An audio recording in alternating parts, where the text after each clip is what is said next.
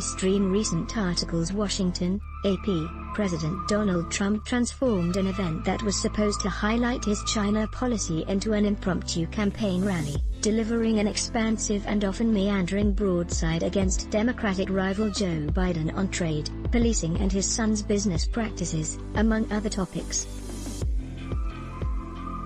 The Republican president traded the arena-style rallies he favors for the sun-drenched heat of the typically apolitical White House Rose Garden.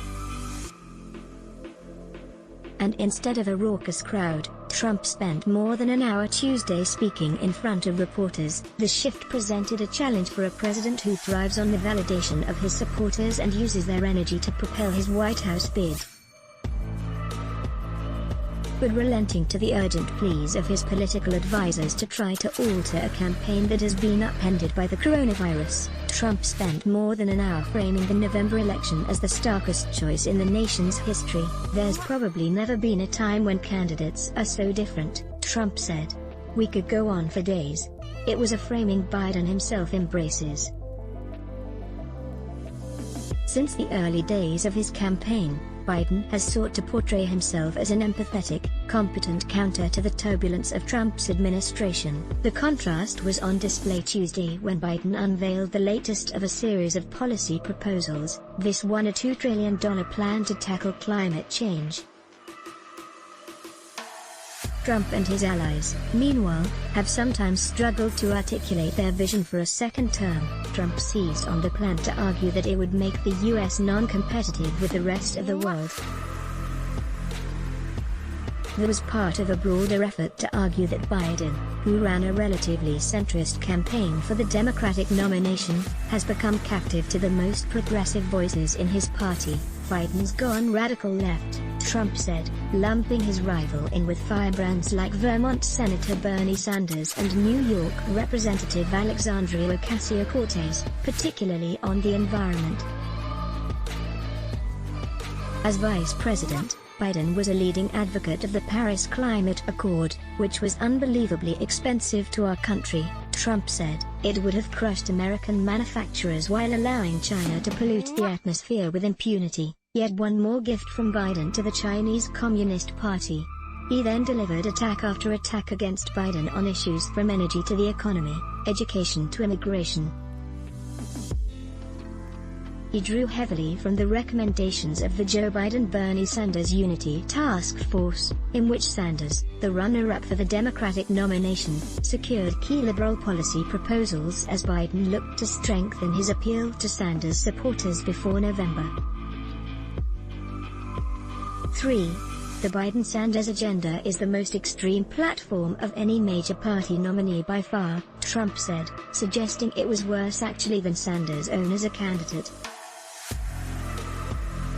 Trump's comments came during a press conference called ostensibly to discuss his actions against China after it moved last month to undermine the autonomy of Hong Kong. The president has come under criticism for not taking a hard line against China, especially during the early days of the coronavirus pandemic, which ignited in the central Chinese city of Wuhan. His former national security advisor John Bolton recently claimed that Trump urged China's Xi Jinping to help him win re-election. But Trump said it was Biden who would not take a tough stand against China. He accused Biden and former President Barack Obama of allowing China to pillage our factories, plunder our communities and steal our most precious secrets. "I've stopped it largely," he added. The speech came as Trump has been forced to reassess his ability to hold his familiar campaign rallies, days after his campaign scrapped its second attempt at staging them in the coronavirus era on Saturday in New Hampshire. Trump's first, last month in Tulsa, ended up a disaster, with most seats empty as supporters steered clear of the indoor event. And while it's not uncommon for incumbents to use the grandeur of the presidency to boost their re-election, it was rare for the political messaging from the Rose Garden to be so overt. The move was the culmination of weeks of effort by his political advisors, who have encouraged the president to present a vision for what he might accomplish with a second term in the White House, or at least position himself against the Democratic standard-bearers' detailed policy proposals. They expressed fear that the election was becoming a referendum on the divisive president and pressed Trump to paint the election as a dire choice between opposing futures for the country.